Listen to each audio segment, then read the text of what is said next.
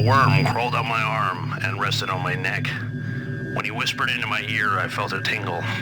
He told me how to make a weapon that would help us against our enemies. And here's the thing, it's made of worms. It even fires worms, but it stings like you wouldn't believe.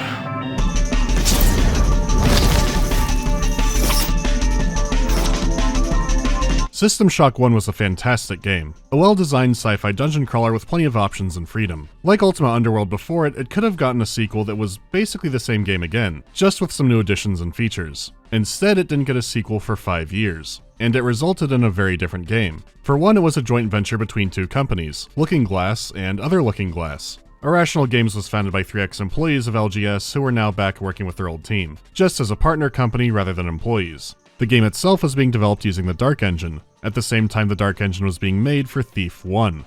So you may notice quite a few similarly shaped enemies or the same animations being used back and forth. Thief 1 fed System Shock 2, which in turn fed Thief 2. The entire stealth system is still in the game, you're just short a light gem and some levels that truly support it. It is ironic that System Shock 1 was built off the back of a fantasy game, and now 2 is doing the same. I'm not making any kind of asset counter, but if you see one you can take a shot or something. But it is worth pointing out because it can explain some weirdness. Ever wondered why mutants hold shotguns like that? Well, now you know. Naturally, both engines had some issues on modern hardware, but System Shock 2 has been better taken care of officially. Both the Steam and GOG versions are updated with New Dark. However, you can make your experience much better. So let's get started. Now, no matter what, you should really want to download System Shock 2 tool. This makes sure you have the latest and best community New Dark version of the game. It fixes engine issues, gives you better default controls, and automatically upgrades you to EAX sound. Even if you are the purest solely for Procreation vanilla player, you should have this tool. But it also includes a mod manager. If you saw my Thief videos, you know I'm very particular about this kind of thing. Mods are great, but if it's your first time playing a game, especially a classic like this one, you don't want to mod yourself out of knowing what it's like. I've replayed this game a lot over the years, and these are the ones I now never play without. If it's your first time playing the game, you'll also be safe. This game had a lot of development issues and could have used some more time to polish things up. That's the goal of the community patch. For one, it has an absurd amount of fixes built into it. Misaligned or floating objects, engine issues, they're all gone. They enhanced how the lighting works, cleaned up effects. It's kind of insane how much there is, and I can't really properly list them all out. That said, there are some gameplay changes, but they're ones that make sense. Let me give some examples. In vanilla, hacking security disables local turrets and cameras. Except if there are 2 turrets in a room and you hack one over, they'll both activate and start murdering each other. In the patch, that doesn't happen and they both sit there like you'd expect. Also, cameras don't just stay green and keep swinging around like they're still functioning, they turn off. This adds some extra challenge because it's now easier to miss turned off cameras. So if you hack an area and you're not careful, you'll be in for some fun on the way back. If you skip training in the beginning, you'll no longer have help stations around. Most of the developers weren't fond of them. Some upgrades were buffed to make them more attractive instead of useless. Fire-based attacks can finally get rid of those fucking bees. Surgical beds finally get rid of toxin, dripping acid hurts you, you can click drag the game pig. It doesn't radically change the gameplay or throw things out of balance. It just makes it better. They've been at this for years and they know what they're doing. So when they recommend a graphical mod, which itself recommends another one, you can trust that. I'm extremely wary of texture overhauls your first time through, and when it came to Thief, I couldn't recommend any of them. So believe me when I say the SHTUP object replacer is exceptionally good. It replaces object textures with higher resolution ones that don't break the art style. The same thing goes for the 400 terrain replacer. The differences can be subtle at a quick glance, which I guess is ideal for how it should be. If you're still on a really old PC, it's not something you desperately need, but it's nice to have if you take the time for it. There are great graphic mods that cover everything from plants to weapons, but I typically don't use all those and I won't for this video. Because eventually things do start looking out of place and enemies especially aren't high resolution enough to keep up. There is one enemy graphical mod, but well, some liberties were taken with the art style and oh Jesus Christ. So that's as far as I go here. Also, the patch mod has the real shotgun mod on the same page. The original shotgun enemy had the weapon as part of the model, so you'd loot the shotgun off, but it would like still be on the body and it was just weird to look at. So that game breaking issue is fixed. Your mod manager should look something like this. I'll pin links and stuff in the top comment to make this all super easy. So with that all done, let's get into the game proper. System Shock 1 is recapped in about 20 seconds. The rogue AI SHODAN took over Citadel Station and tried to wipe out humanity. She was stopped by the hacker. You're all caught up, so what's happening this round?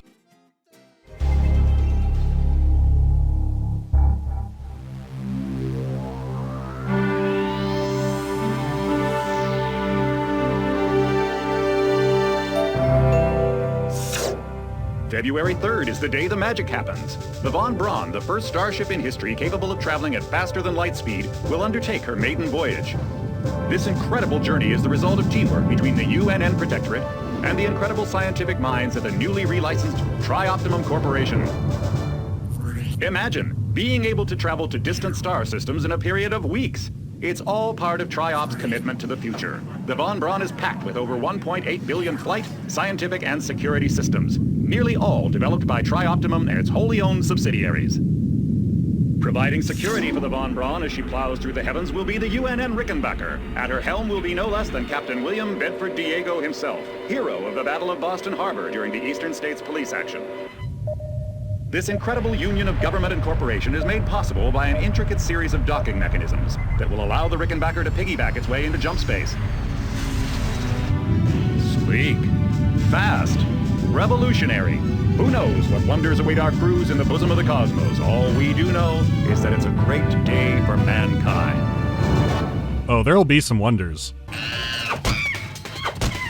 But before you go aboard the Von Braun, you have character creation to do. You start the game on Earth at a UNN training facility. You can explore a bit here, learn the controls, play the tutorials, and from here you choose your branch of the military. This is where things get a little vague and tricky, so let me explain. I don't think there's an agreed upon point exact best character build, but System Shock 2 definitely has lots and lots of wrong character builds. It can also be easy to make a mistake your first time through. Some players go through training and find out their character has no idea how to use a pistol, though that is viable. The repair skill lets you fix items and weapons that are completely broken, but keeping them from breaking needs the maintenance skill. This already seems iffy, but now add on there are some auto repair items floating around. You can guess what I've never put a skill point into in my life. System Shock 2 repair makes Deus Ex swimming look like Fallout speech. Okay, no, that's too psychotic. The point is, even if you go through the manual to find out how all the skills work, you won't know how the game works until you just get in and play it. Deciding to restart and rebuild your character an hour in isn't anything unusual. This is also a good time to mention how the difficulty settings work. Once again, there are some similarities to Thief, but nothing quite as in-depth. The enemy AI isn't affected and their stats don't go up. Instead, your starting health and space magic pools will go down. On Impossible, you're easily one-shot by the first enemy you see. Difficulties also include very slight map changes. Something like a security station to hack into might not be there when things get harder. Enemies will spawn more frequently, but they'll also drop less loot. The violence is escalating and so is the prices of items in the stores. Really out there sci-fi stuff. Despite all of that, I think the biggest change comes from how you can actually develop your character. This is because throughout the game you receive cyber mods, which are basically just your skill points. You can then visit your local Tesla diaper changing station to enhance your abilities. You get the same number of mods per game, but like the store prices, the cost to upgrade also goes up. Buying new skills is usually more expensive than upgrading, and this just makes that harder. The scarcity adds more tension, so it's great if you're experienced. However, this does have some playstyle drawbacks, which I'll talk about more in detail later. If you don't know the game, it's easier to make a sillier character that's harder to recover from. If you're thinking that skill balance sounds important, you're right. So what if I told you the initial branches indicate nothing? You won't know what you'll start off with until you take the plunge. You'll receive 3 sets of 3 different assignments. They tell you what skills you gain and each represents a year in a military career. They even have nice little lore bits of what you did. Each branch is still very geared around creating a certain class of character. So here's the quick rundown on each. The Marine Corps is self-explanatory. You go to Camp Lejeune to avoid snake pits and be screamed at by men with no foreheads, and for this you get a standard weapon point. Your first choices are mainly around which weapons to use and how to maintain them. You can start the game with a grenade launcher. The Navy also gives you a standard weapon point, but you have options to make a more sciencey or hackerman character. So it can be similar to a Marine build, just with less Crayola chaos. As for the OSA, I don't know what the hell happens in there, but they make you a space wizard. This is the interesting branch to go into. You typically go here to make a space wizard because if not, the other 2 branches are usually a better choice. Now you can play the entire game not knowing what magic is and not being shoved in a locker. I'm still not sure how magic works, much less space magic, because my local bookstore is still being shoplifted. I don't know what the hell is happening there. Anyways, the opposite is also true. You can spec into Psyker powers and never have to pick up a gun during the game, because fireballs don't need a conceal permit, neither does the brain sword. There are lots of powers to learn, but there is some trickiness to managing them. It's a very different playthrough worth doing, but not really recommended for a first-time player. It's very different. There are so many layers to character progression and difficulty and how it all ties into the systems. I'll come back to it later, but wow, that's a lot to start off with. Especially when the first game just had the screen and then you were in. I can still appreciate just how much work they put into the character creation segment. A lot of effort was put in to immerse you into the story and the universe. And this is following a game where you could flat out turn off the plot. Speaking of, let's get back to that. In your 4th year of service, you're assigned to the Rickenbacker to escort the Von Braun. With Tri-Optimum at the helm, it's going as well as you'd expect.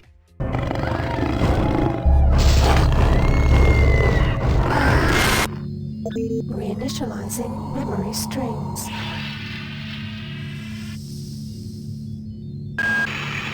Steady yourself, soldier. This is Dr. Janice Polito of the Computer Ops staff of the Von Braun. You're safe for the time being. You're recovering from the effects of surgery and will be unable to remember any of the events of the last few weeks. You're on board the starship Von Braun and something's gone very, very wrong. Some kind of force has hijacked this ship. That's why you volunteered to be implanted with some experimental cybernetic implants. Rely on your cyber interface. It just might save your life. You must find an elevator and come up to Deck 4 to meet me. Deck 4. Can you remember that? But keep your eyes open. They're after us both now. And so it begins. The Von Braun made a stop at Tau Ceti 5 to investigate a mysterious signal. This signal was the work of an alien life form only known as the Many. They're hell-bent on assimilating the crew and wreaking havoc for reasons unknown. It's you and Dr. Polito against them all.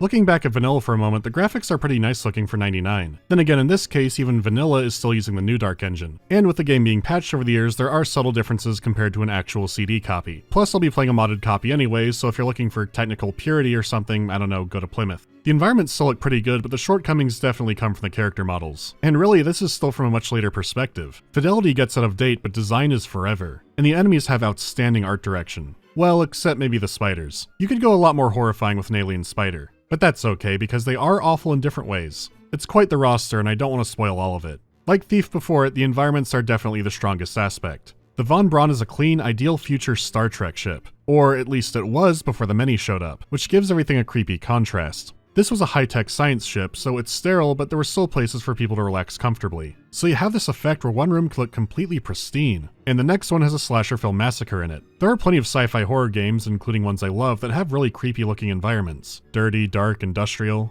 System Shock 2 has those as well, but it goes to an exact opposite so often. Clean, well-lit, and sometimes something is wrong. Sometimes something is very wrong. It's unsettling in a way I don't see games or even movies or TV do that often. Nowhere feels safe. You don't have a sectioned off scary dark place and a secure bright one. An enemy could be wandering over to kill you at any moment. You're kept on your toes constantly, and how uncluttered a room is indicates nothing. Think you're safe? Think again. This pool reminds me of something. Oh god.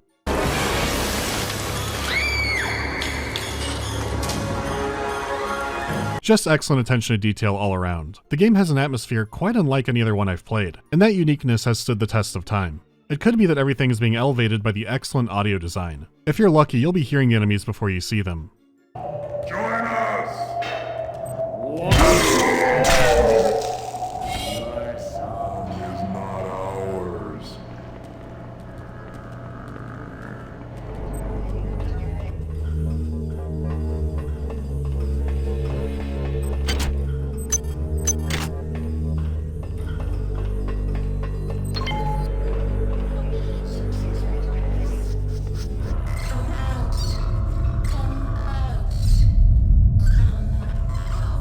These might be the most nightmare-fueled cyborgs. Might be.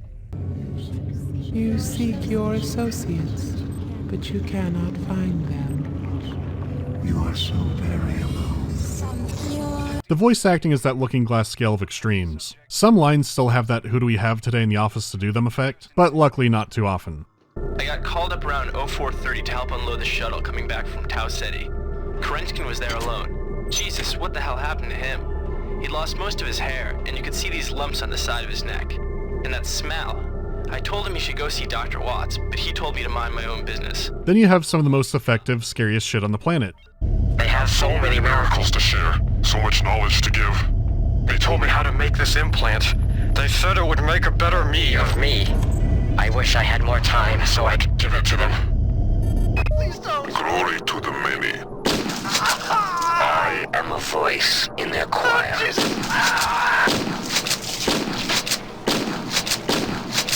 What makes it more horrifying is a lot of the enemies you encounter don't actively want to fight you. They could be a reprogrammed weapon or transformed against their will. Most of the mutants you encounter are desperately trying not to hurt you, and they're losing.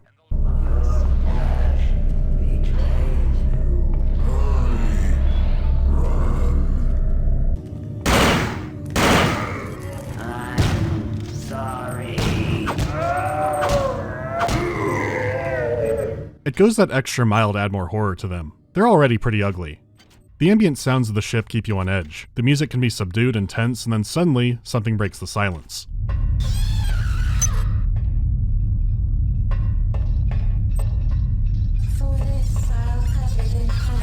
A ton of effort was put into a tense, horrifying atmosphere. To this day, it shows up on Scariest Games of All Time charts. Some people see those, get hyped up, and go in expecting Silent Hill. Then, when they first properly enter the ship, they hear the music.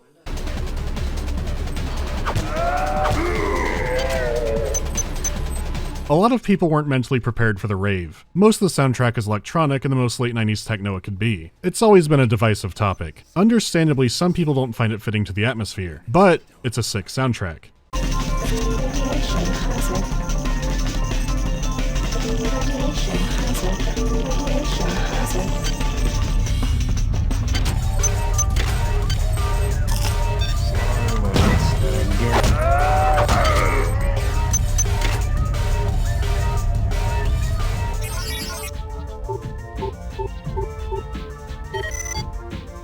There are a large amount of people who recommend turning the music off, but as I said before, there is a good variety of tension music, and I can't imagine the mood of some levels without it.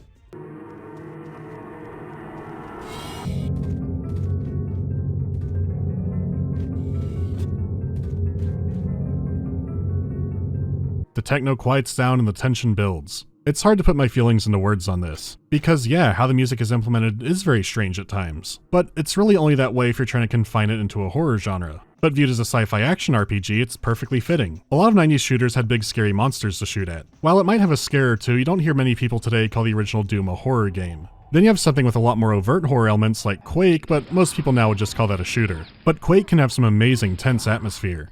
It could be that those elements were so well done in System Shock 2 that it catapulted it into a label. It is still trying to be a sci-fi dungeon crawler. Maybe the tracks would have gone over better if they were spaced out differently, because it is weird to encounter your first monster while hearing a Matrix rave, but it solidified in my brain to where I couldn't imagine this any other way. I did learn something interesting that could tie into this. After my System Shock 1 video, I was contacted by someone close to Greg LaPiccolo. He was Shock 1's composer and sound guy, and he had some thoughts on why the music was so strange. It sounds weird because it was never designed to be exported this way. It wasn't just the MIDI pack you used, it was also your sound card. Your sound card was supposed to be assembling and altering tracks from individual MIDI components. So it was dynamic music, but based on a lot more than I thought it was. It would change based on location, sure, but also other parameters, such as how alerted the enemy was, how much control SHODAN had, how angry SHODAN was with the player. And these could be subtle differences. I didn't know how deep these went, and apparently nobody else did either. To quote the email, nobody really noticed or appreciated it, so it wasn't brought back for System Shock 2. I mean, when you make something that intricate, nobody notices, I can get the sentiment. Could developing on that made a more audio consistent game? Sure, maybe. But our ears failed them. It's revenge techno.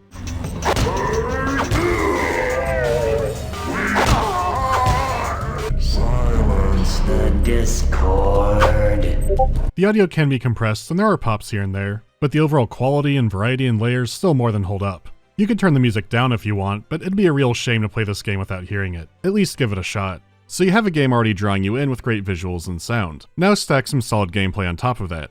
It controls very smoothly, though it still has that Dark Engine weirdness where you move faster diagonally. While the interface has improved over System Shock 1, the depth is still there. You've still got your CVS receipt of hotkeys, you can still play minigames on the screen, and additionally they added inventory management, which you did sort of have in the first game when it came to weapons, but overall you could carry an absurd amount of stuff in that one. Now every item takes up grid space, from booze to bullets. How much you can carry at all depends on your character's strength. What you can do is dependent on your character skills. In the previous entry, you can explore around looking for new upgrades. Finding them helped you progress better, but you absolutely didn't need most of them. In 2, there are parts where you need to upgrade yourself to progress through the story. There's a part where you need the hacking skill, or at least an ice pick. There's also the part where you need to research a toxin. They're not huge moments, but they're a striking change from before. This is a full-fledged RPG. You've got wearable equipment like different types of armor. Implants can be installed to increase stats or boost different kinds of skills. There's software to plug in, which is separate from implants. There's the one-time upgrade operating system stations. These can flat out buff you with higher damage, more inventory space, or give you more choices, like 2 implant slots.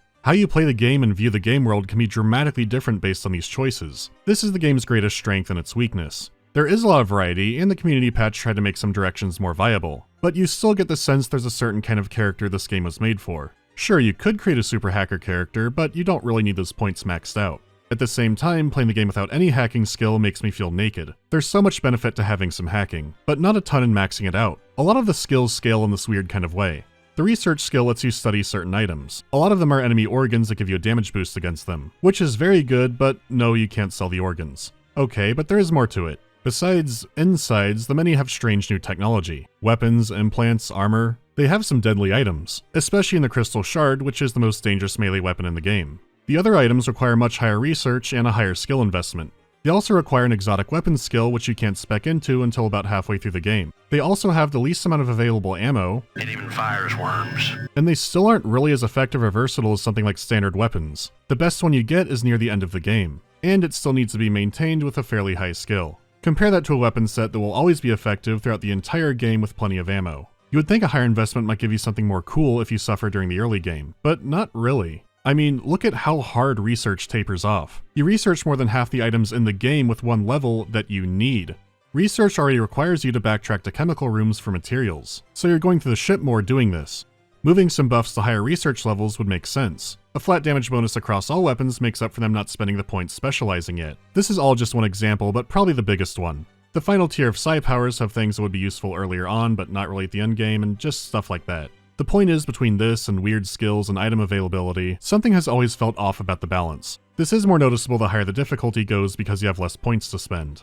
When it's easier, you have more leniency. You work towards short-term goals and can reasonably try out a lot of stuff, whereas when things get harder, your point decisions are so much more crucial. So looking at it through an RPG standpoint, this is messy. It feels like there's supposed to be an intended way to play, but not exactly. I'd guess most players would enjoy this game by first rolling a gun hacker character, then later going back to experiment. The issue is, there's initially nothing to indicate the game will be this way. People make a build that sounds fun, they get their ass kicked, and then later find out that you're not supposed to try that until later. While the interface does look like a dialysis machine, System Shock 1 is so much more straightforward. You explore around, find new tools, and decide which ones to use by experimenting. You don't find out you're getting own zoned because you fucked up your tax returns. There is cryptic, unbalanced bullshit which has rightfully thrown off some newcomers. That said, if you can get over that hump and figure things out, this game is rad as hell.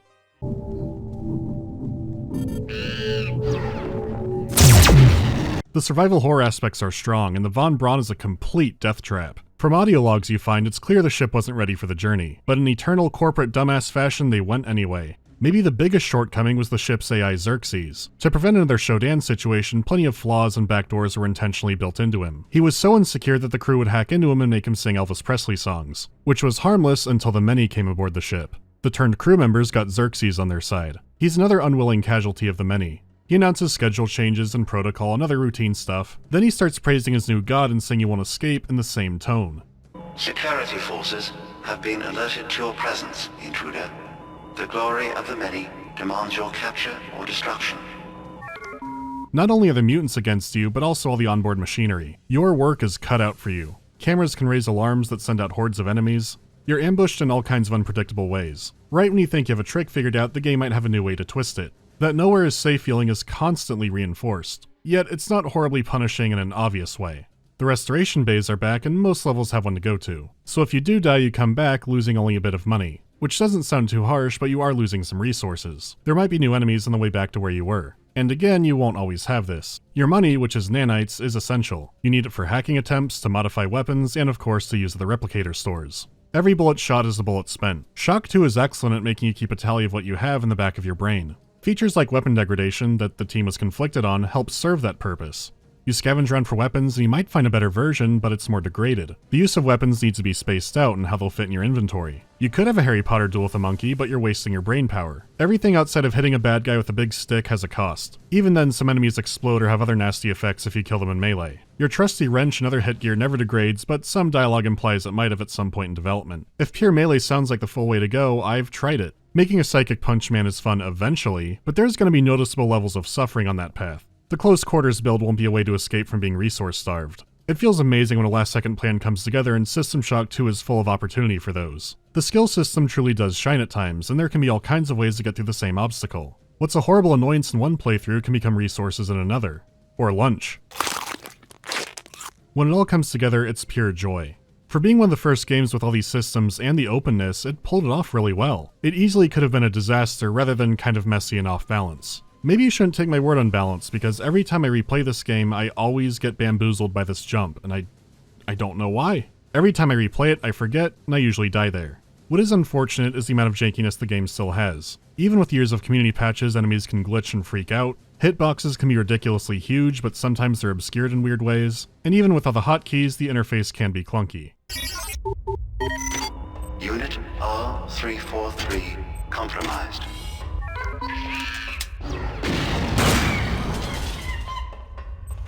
Hey, Jesus Christ, I got him! This brings us to the story, which stays in line with the rest of the game. Without spoilers, I'll say it's mostly great, but there are some muddled elements. Especially in comparison to 1, the audio logs have some interesting narratives going on. The son of Edward Diego, the moron who caused the Citadel Station event to happen in the first game, is now the captain of the Rickenbacker. He's legitimately trying to do what's right and not be his father. There's a couple making plans to escape, a story of a civil war aboard the ship, the scientists who study the many, a lot of which become part of the many. A lot of side stories are happening, but most of them are intriguing. You can organically put together a lot of what happened before the game spells some things out, some of which I think were way too projected.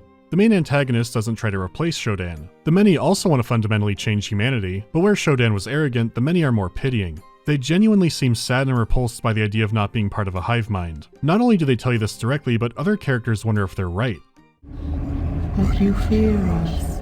We hear your thoughts, and they rage for your brothers you believe dead. But they are not. They sing in our symphony of life. We offer another chance to join us. Told us of the planet of her birth.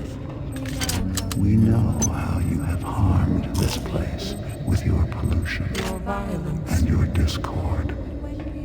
But when we arrive there, We will cleanse the surface of that place and merge it with the harmony of the many. In some ways, the many is not unlike the UNN. There's a joy in working towards a collective goal, and being able to put aside the things that draw us apart and make us separate. Why do we fear the loss of our individuality so much? Man can dream, but the many can accomplish. It's a great new direction to take. They do get angry at all you destroy of theirs, but they still believe that they're in the right. They're trying to help you and all of mankind, but you just don't get it. How this all ends is very underwhelming, but if you don't want spoilers, go to here.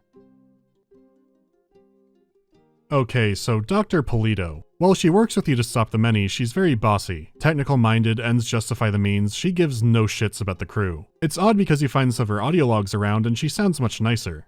But I've been working on that artifact Bayless brought back from Tau City 5. I've done a level 3 analysis on it. I think it's some kind of artificial intelligence. I've managed to pull an audio tag file out of its memory. I'll let you be the judge.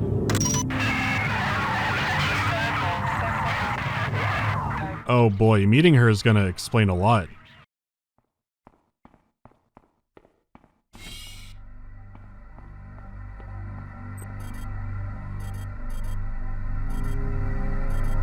The Polito form is dead, insect.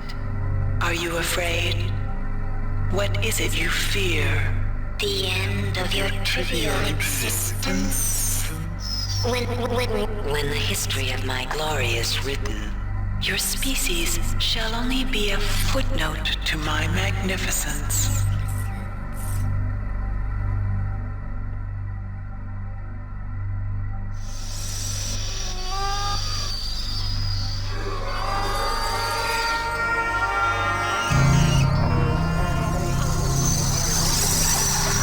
I am SHODAN. My analysis of historical data suggests a 97.34% probability that you are aware of my birth on your planet. This is one hell of a spectacular reveal. The issue is that the game foreshadows this way too hard. Xerxes spells it out 5 minutes in. Intruder, the many demands to know your intentions.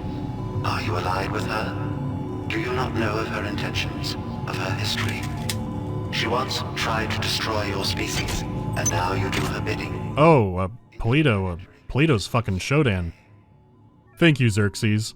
Hell, we could go back to the intro, or the box. So the first thing I would do here is change the marketing material. I contacted Dakota Lee about this because he's done some pretty good game key art. I'm only guessing he's not the dog, but here's what we got brainstormed up.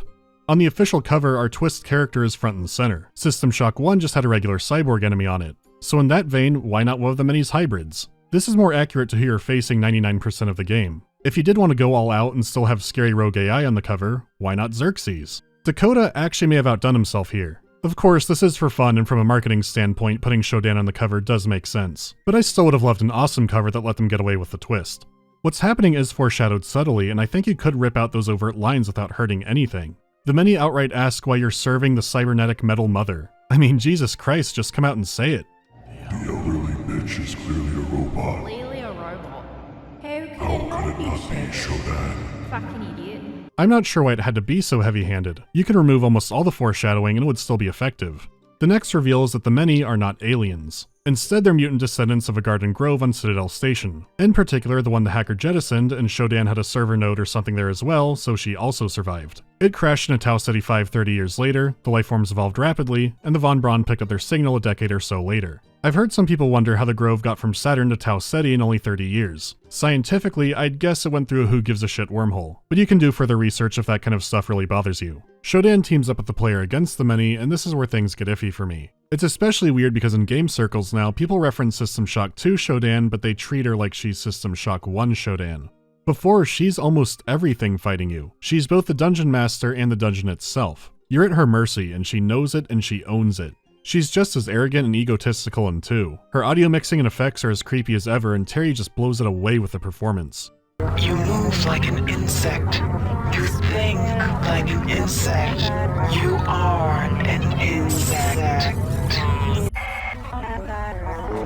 I can now transfer my magnificence to the Rickenbacker.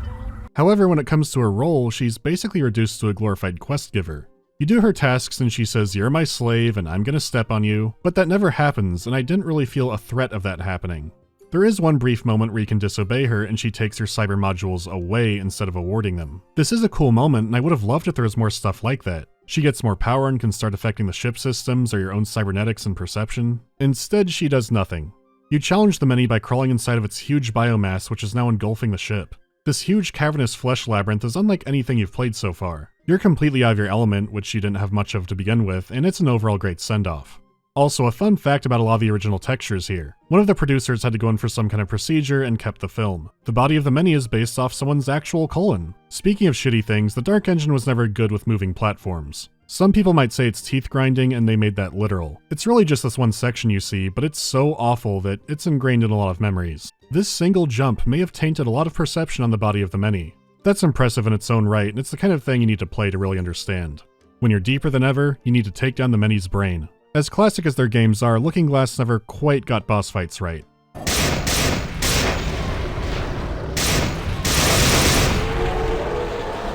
Done and done. Let's see that again in Wizard Vision.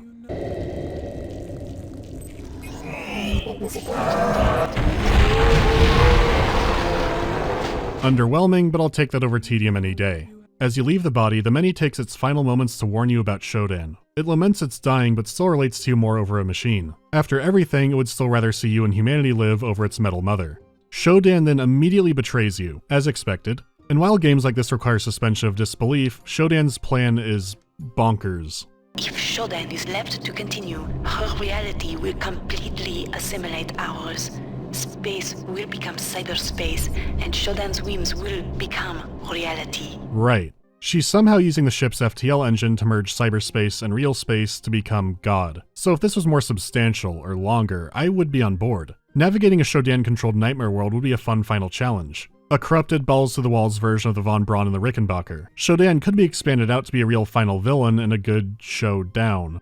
Instead, you walk through a mostly empty, condensed version of System Shock 1's medical wing. You can easily get to her within about 3 minutes of her betrayal. To make matters worse, somehow her boss fight is even more underwhelming than the Many Brain. It all feels very tacked on. It was either going to be a whole new act that got shortened down, or they thought killing the Many wasn't enough, so you had to go kill Shodan too. Funnily enough, the community patch put a good amount of attention here, and vanilla looks way, way worse. That all said, you get her. How could you have done this? You weren't meant To be important.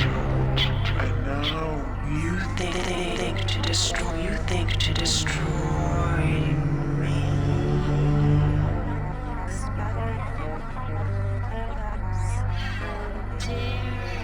how dare you, insect? How dare you interrupt my ascendance? You are nothing. A wretched bag of flesh. What are you Compared to my magnificence. But it is Not too late. Can you not see the value in our friendship? Imagine the powers I can give to you, human. The cybernetic implants I gave you were simply toys. If I desired, I could improve you, transform you into something more efficient. Join me, human, and we can rule. and we can rule together. Nah.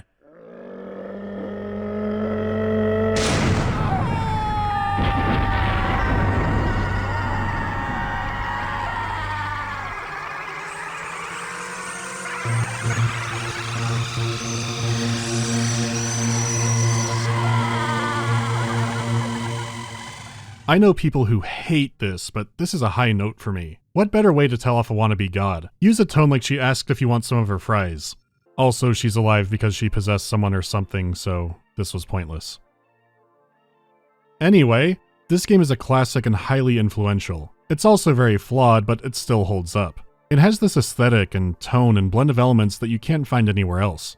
It paved the way for huge games, little games, and probably more games to come. It is so worth checking out. For the next week or so, it'll be $2 in the pinned link, which is absurdly more than worth it. All the modding stuff will be there too. The story's not over just yet. Like the first game, Night Dive is making an enhanced version of System Shock 2. I have no idea how hard they'll go on polishing or huge balance changes or making multiplayer playable, but I am excited to see what they do with it. Not to mention System Shock 3 is coming, just in time for a Dead Space reboot. I don't know what's happening anymore. I'll see you next time.